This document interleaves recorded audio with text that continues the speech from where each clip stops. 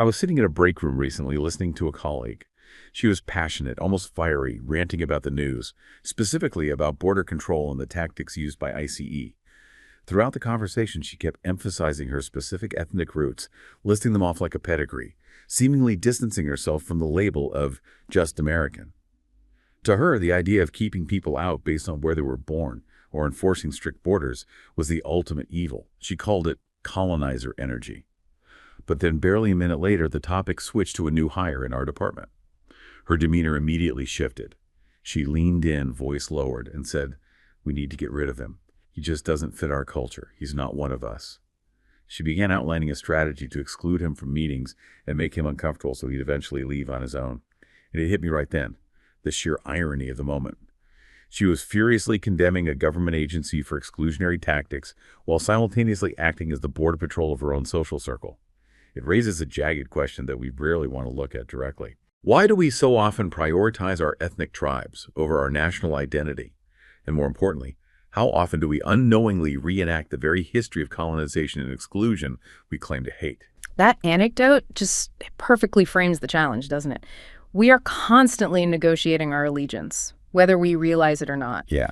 And the question isn't just about large government policy, it's about the fundamental human desire to define us and them at every single level. From the break room to the border. Exactly. So that's our mission today. We're doing a deep dive into this complexity.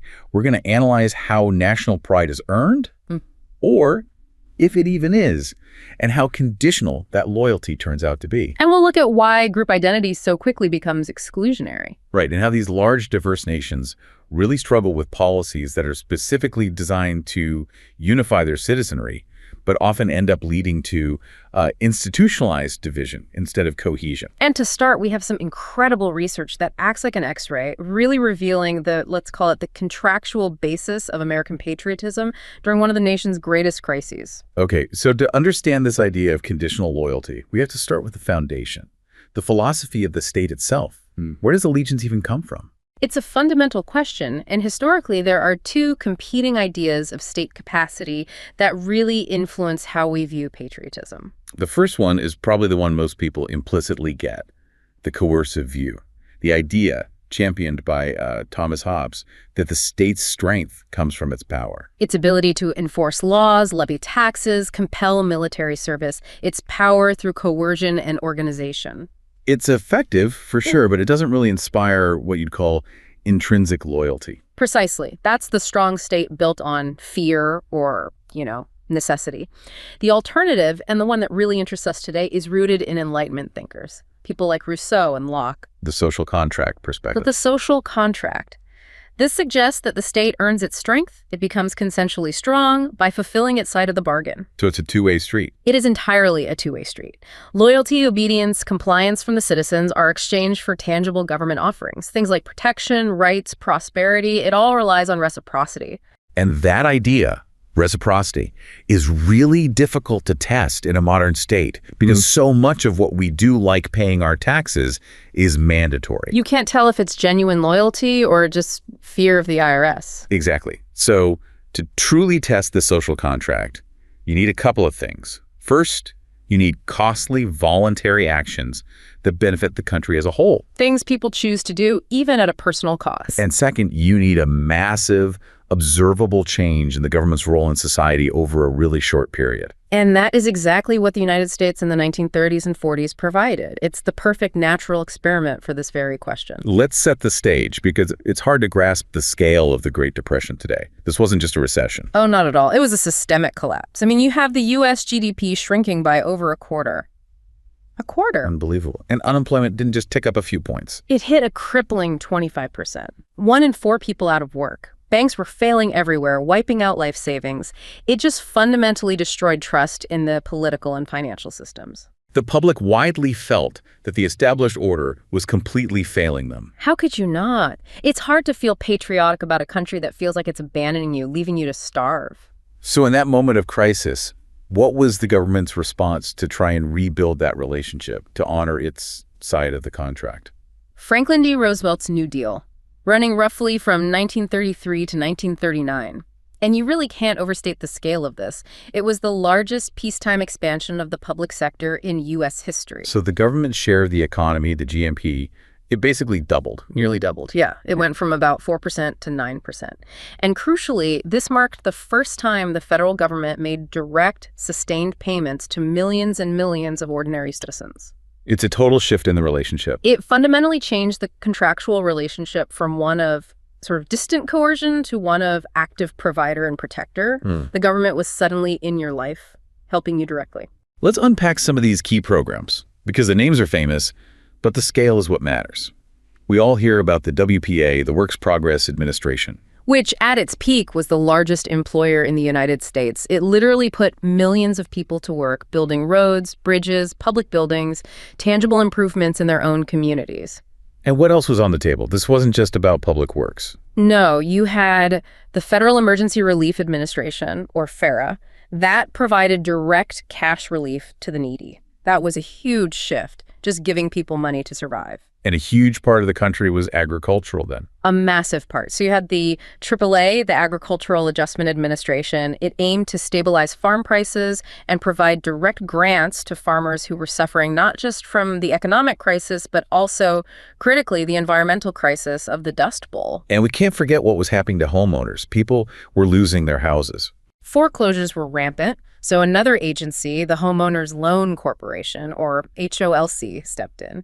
It's often forgotten, but it refinanced hundreds of thousands of distressed mortgages. It saved people's homes. When the government prevents you from losing your farm, or keeps you from losing your home. That is a very tangible, very powerful reciprocal action. And it's an action that, according to this theory, demands a response from the citizen. So the research then tested that response using data from World War II, right? They measured this newfound loyalty through 3 very specific, costly voluntary actions. Yes, 3 ways people could show their patriotism with more than just words. Let's start with the one that gives us the clearest economic metric, war bond purchases. Right. War bonds were the government's attempt to fund the war effort, but the research shows they were far more than just a simple savings vehicle. They weren't like a modern savings bond, were they? Not at all. They looked specifically at the Series E bonds. These weren't easily sellable. They locked you in for a full decade. And critically, their yield, the interest they paid, was substantially lower than the market rate. So if you bought a war bond, you were making a conscious, calculated financial loss. You knew you could get a better return somewhere else. Exactly right.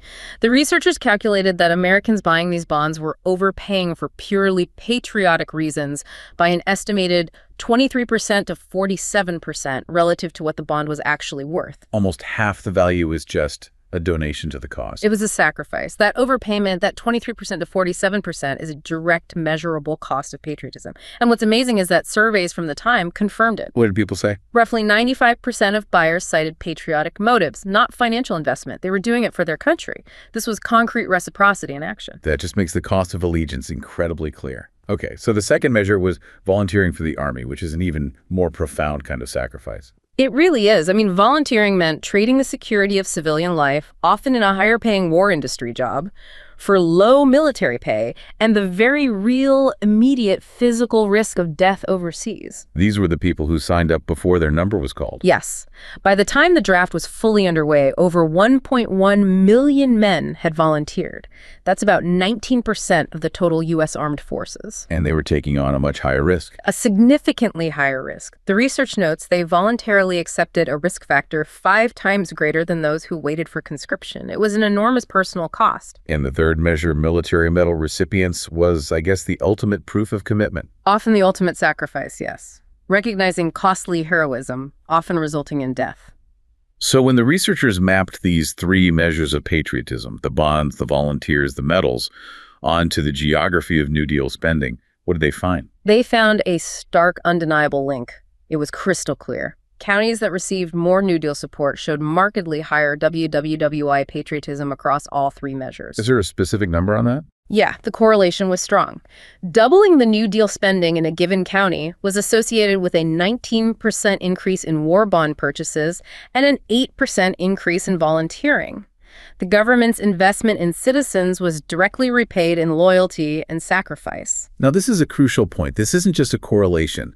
The researchers explicitly state this established a new geography of American patriotism. Yes, it completely overrode the historical trends from World War I. The places that were most patriotic in WWII weren't necessarily the most patriotic in WWII. Something had changed. And that something was the New Deal. But to claim causality, but the spending actually caused the loyalty, they needed to isolate the effect. You can't just rely on correlation. Absolutely not. And that's where the methodology gets really interesting and, frankly, quite elegant. They used what are called instrumental variables. Right, using weather and political appointments. This is the methodological gold standard that separates correlation from causation. They focused on those AAA grants, the agricultural ones, which made up about 12% of total New Deal spending. So they needed to find factors that determined where that money went, but were not otherwise linked to intrinsic patriotism. Exactly. They found two exogenous instruments, things that happened to a county, not because of it. The first one being local weather shocks. Yes. The Dust Bowl era droughts between 1933 and 1939.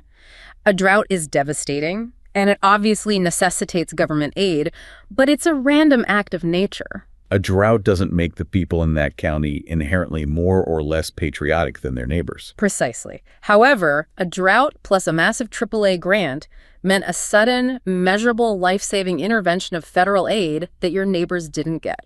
And the second instrument was based on pure politics. Political leverage. Specifically, congressional committee representation.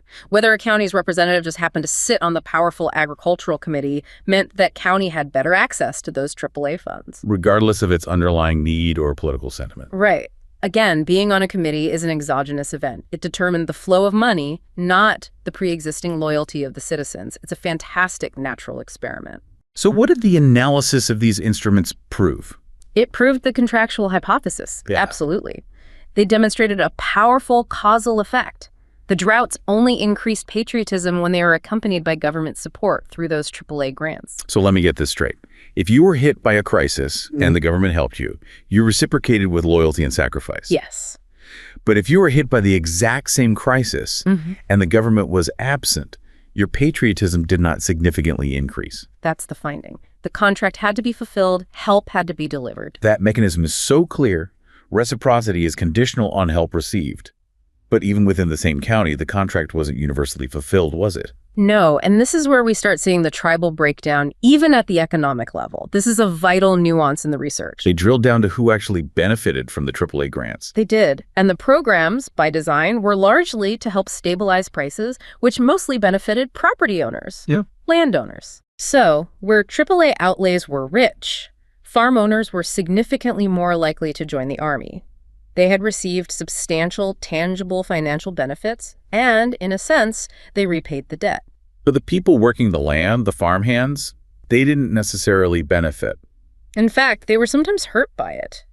The AAA's acreage reduction provisions paying farmers to plant less meant some laborers lost their jobs. So what did their patriotism look like? They volunteered markedly less. They did not feel the government had invested in them. Their side of the contract was empty. So the loyalty contract was highly conditional, only applying to those who directly benefited from the government's investment in capital protection. It was, in that specific case, a contract of the propertied class. It shows just how specific and transactional this reciprocity can be. That deep dive into the New Deal really proves that national loyalty is often a fragile, conditional contract. It's earned through material investment. It is not some innate, fixed characteristic we all have. Absolutely not. It's built. So what happens when that contract feels fulfilled? Or maybe when individuals feel safe enough and secure enough to just shed that foundational national identity and prioritize their smaller group, their tribe. Well, that's when you start seeing the macro exclusionary patterns we condemn showing up in our personal lives. National identity gets demoted. Demoted from a core belief system to What? a utility. A utility, exactly. A tool to be leveraged when needed. And this leads us directly to something we can call the blue passport paradox. We've all seen this archetype, right? The digital nomad, let's call him Marcus. Right. Spends years abroad, comfortably mocking the American system, proudly calling himself a global citizen. He treats his American identity like an obsolete app he hasn't gotten around to deleting yet. He feels detached, privileged, maybe even morally superior, by claiming disassociation from the political system back home. He's happy to throw stones at the U.S. government from his comfortable cafe in, say, Southeast Asia. Until the moment his personal security is threatened. So Marcus gets caught up near a local political demonstration that turns violent. Suddenly, there are military police rounding up foreigners, and his global citizenship just evaporates. In an instant, the only thing that matters is the protection guaranteed by a sovereign state. And he is frantically waving his dark blue passport, demanding embassy protection, shouting, "I am an American citizen. You can't touch me." It's the ultimate conditional patriotism. The national identity is just a situational shield. It's a membership card you keep in your wallet for emergencies. It highlights a strange but common observation. People will readily deploy the American word internationally when they need protection or status. They're benefiting from the global power of the U.S. military and its diplomatic apparatus. But the irony is that many of those same people, once they're safely back home, view the label American as insufficient. Sometimes it even seems like an insult to them. And prioritizing their ethnic or racial background comes first, which suggests the national identity just isn't robust enough to satisfy that need for genuine tribal belonging. And society, often unintentionally, really facilitates this fracturing through what we can call the hyphenation trap. This is the institutional pressure to define yourself by your tribe first, not your nation. So let's revisit the corporate setting. We have Sarah, a young woman whose family emigrated from Korea, but she was born and raised in Ohio. She just considers herself American. That's her primary identity. Simple as that. But then she participates in a modern diversity exercise, one that's supposed to be about celebrating difference. She states her identity clearly: "I'm Sarah, and I'm an American." And the exercise, which is designed to be inclusive, actually rejects her simplicity. The facilitator, or maybe just the social pressure of the group, demands a category. "No, but what's your background? Where are you really from?" She's being told, in effect, that her simple national identity is inadequate for the purposes of modern inclusion. It's not enough. She realizes that to fit in, to be seen, she has to pivot to her specific ethnicity. She has to become Korean American. She had to fracture her own identity just to satisfy the group's bureaucratic or, emotional need for these defined, recognized categories. The source material we looked at calls this a profound disservice. And it is, because the constant enforced prioritization of race or ethnicity over nationality dissolves the very glue of national pride, the same glue that the New Deal research showed was necessary for collective sacrifice. So instead of creating one diverse community, you create a collection of separate, competing factions sharing the same physical space, each defined by the required hyphen. Which forces us to ask a really uncomfortable question. If we are so hyper-aware of macro-exclusionary tactics, the kind that define national borders, why do we so casually deploy micro-exclusionary tactics in our own lives? This brings us to the gated community mindset. And this mindset illustrates how our personal behavior can mirror the macro policies we claim to detest. Let's look at the example of Robert, the suburban homeowner, the head of his homeowners association, his HOA. Robert sees himself as highly progressive. He despises the history of colonization. He advocates for broad social justice. He condemns government agencies that restrict movement or freedom. He's on the right side of history. In his mind, yes. But then a new family moves onto his cul-de-sac, and they violate his highly specific, internalized sense of culture. Maybe they have an unapproved shed, or too many vehicles in the driveway, or they play music too loud on the weekends. Robert doesn't see neighbors to integrate. He sees invaders threatening the order of his community. And what does he do? He employs the exact same bureaucratic tactics he would condemn an agency like ICE for using. He weaponizes the minutiae of the HOA bylaws. He issues fines for architectural review violations that are utterly obscure. He strategically schedules meetings to exclude working parents. He uses fear-mongering about property values to justify creating a toxic environment. All designed to make the family feel so unwelcome that they eventually leave. This is critical.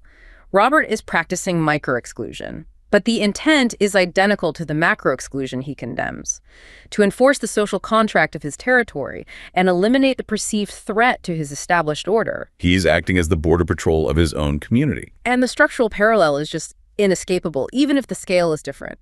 When we discuss border control agencies, the structural argument that some proponents make, which the source material touches on, is this: that these government actions, however harsh they seem, are just getting rid of those who either overstayed their welcome or are benefiting in ways others aren't able to because the laws are giving them first access priority. The underlying irony is profound. The impulse to exclude the unwanted housemate, whether they are violating neighborhood bylaws or immigration statutes, is the same primal reflex. It's about territory protection. So we rail against colonizer energy when it's expressed on a national scale. But we are all, at some level, practicing Robert's micro-exclusion when we define who fits in our office, our neighborhood, or our social circles. The definition of an inherently requires the exclusion of them, and this process is enacted everywhere, regardless of our political stance. So given that this tribal reflex is so strong at the personal level, and that national loyalty is demonstrably conditional, what happens when nations try to use the full weight of the state to manage these complex multi-ethnic identities? The track record isn't great, is it? It seems like these policy attempts to mandate unity often end up institutionalizing the very divisions they hope to overcome. They absolutely can. And let's start with a really stark case study in deliberate state-led identity fracturing. Ethiopia, after 1991. They adopted a system of ethnic federalism, so they intentionally restructured their administrative regions along ethno-linguistic lines. They explicitly linked a person's identity to a specific territory. Your ethnicity determined your region, and your region determined your politics. Now, the initial goals were noble, right? This wasn't done out of malice. Not at all. The goals were very specific. This was intended as a political panacea for the nationalities question that had plagued Ethiopia for decades, resulting in these endless ethno-secessionist wars. So the aims were to provide self-determination rights to diverse ethnic groups. They even included the right to secede, and to establish an ethnically egalitarian state that would finally be stable. The idea was, if you give people control over their cultural and political space, they'll feel included in the larger national project. But critics argue the exact opposite happened. They argue that the policy fatally undermined a unified Ethiopian national identity and replaced it with mutual suspicion. Because by making territory and identity so inextricably linked, ethnicity became the essential currency of political mobilization and resource entitlement. To gain power, to get resources for your people, you had to mobilize your ethnic group against other groups. And this inevitably created boundary issues. Yeah. You can't just draw a clean line in a country that has been historically intermixed for centuries. Exactly. The boundaries rarely achieve a pure overlap. This spatial definition of identity created severe conflicts as minority groups were suddenly marooned in regions that were now officially owned by other dominant ethnic groups. And this brings us to the devastating Guji-Gideon case. A perfect and tragic example. Before 1991, these two groups lived side by side. They shared space in the old Sidamo province. But under ethnic federalism, they were administratively separated. The Guji, who are Oromo, were placed into the new Oromia region, while the Gide were placed into the adjacent southern region. They were separated by a new internal border. And they became competing minorities in states that were now defined by other groups. And this new arrangement triggered violent disputes over political power and resource sharing. It all culminated in 2018 with the displacement of over 800,000 people. 800,000. It was the largest number of internally displaced persons in Ethiopia that year, all from an internal administrative boundary. So the policy, which was intended to end ethno-secessionist wars and stabilize the nation, did the exact reverse. It essentialized ethnic identities, it politicized boundaries, and it intensified conflicts by using the power of the state to cement identities that were previously much more fluid. So if ethnic federalism is one side of the coin actively institutionalizing difference, we see Europe essentially failing with both sides of that coin. That's a great way to put it. They've tried institutionalizing difference, which is multiculturalism, and they've tried ignoring it, which is assimilationism. And both of these major policy approaches have led to very similar consequences: fragmented societies and alienated minorities. Let's focus on the deep dive into multiculturalism's failure first, specifically in the UK, exemplified by cities like Birmingham. This policy emerged as a direct response to severe racism and major inner-city riots in the 1970s and 80s. And it led to a subtle but really critical redefinition of what equality means. Yes. Instead of equality meaning the state must treat everyone identically regardless of race, the new definition asserted different rights because of race or culture. So racism was redefined as the denial of the right to be different. And the government decided it needed to actively manage diversity.